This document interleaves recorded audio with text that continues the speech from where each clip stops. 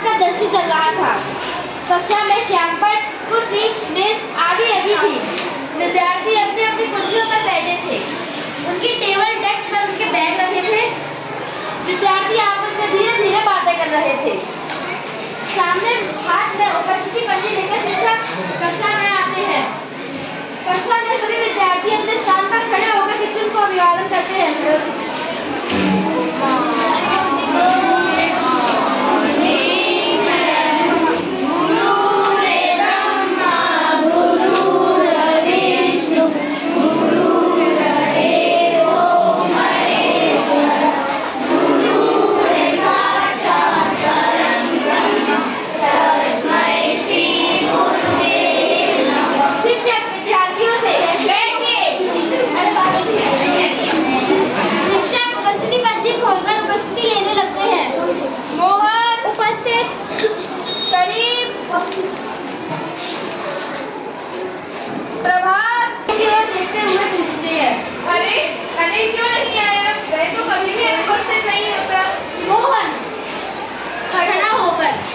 अनिल के अनुपस्थित होने का कारण बताऊं?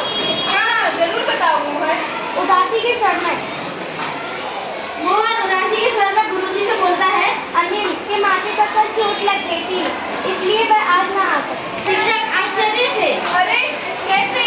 मोहन भावुक स्वर में, कल वह पार्क में खेलने जा रहा था। सड़क पर क्रिकेट खेल रहे बच्चों की बॉल उसके माथे पर आ गई, उसे चोट लग गई। शिक्षक दुखी होकर, कि सड़क खेल का मैदान नहीं है, सड़क तो हमारे सबके आने जाने का मार्ग है।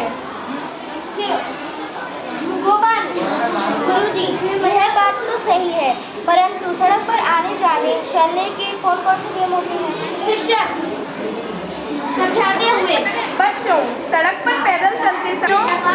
चलते समय हमें फुटपाथ पर चलना चाहिए। जहाँ फुटपाथ नहीं हो तो सड़क के ठीक बाएं किनारे चलें। गीता, गुरुजी, हमें और किन नियमों का पालन करना चाहिए? शिक्षक समझाते हुए, देखो, अधिकतर दुर्घटनाएं सड़क पार करते समय होती हैं, इसलिए सड़क पार करते समय हमें पहले दाएं फिर बाएं देखना चाहिए। अगर रास्ता साफ हो यानी कोई वाहन नहीं आ जा रहा हो तो सड़क पार करें।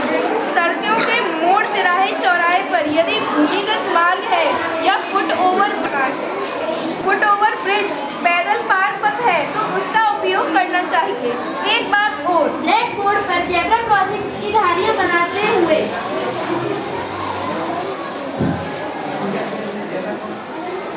बच्चों, सड़क पर आपने ऐसी धारियां तो देखी होंगी, इन धारियों को क्या कहते हैं? रमेश खड़ा होकर, गुरुजी, इसे तो जेब्रा क्रॉसिंग कहते हैं। शिक्षक, शाबाश रमेश, तुमने सही उत्तर दिया, लेकिन ये धारियां क्यों बनी होती हैं? रमेश पुनः खड़े होकर, सड़क पार करने को।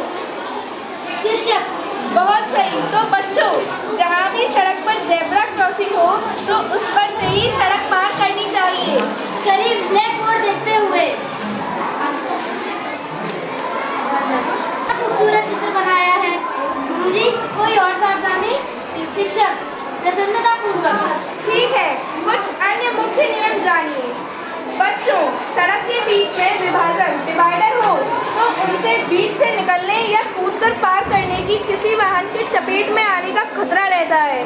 सड़क पर मेन होल के ढक्कन खुले हो या कहीं बीच सड़क पर जानवर बैठे हों तो उनसे बचकर निकले। बस में चढ़ना हो तो बस स्टॉप पर कतार बनाकर चढ़ें। चलती बस में चढ़ना और उतरना जानलेवा हो सकता है। सभी विद्यार्थी एक स्वर में, जी गुरुजी, जी गुरुजी।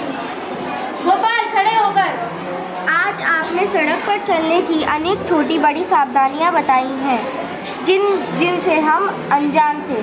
सर, कोई और नियम भी हो तो बता दीजिए। शिक्षक मुस्कुराते हुए, किसी भी शहर के व्यस्त चौराहों पर यातायात के नियंत्रित करने के लिए यातायात बत्तियों, ट्रैफिक लाइट्स का प्रयोग किया जाता है। सभी वाहन चालकों के लिए इनका पालन करना अनिवार्य है। ये 3 रंगों की होती हैं, लाल, पीली और हरी। गोपाल, इनका क्या मतलब होता है? लाल बत्ती का मतलब होता है रुकना। चौराहों पर जब लाल बत्ती जलती नजर आए तब वाहन को रुकना होगा। पीली बत्ती या नारंगी बत्ती का मतलब है चलने के लिए तैयार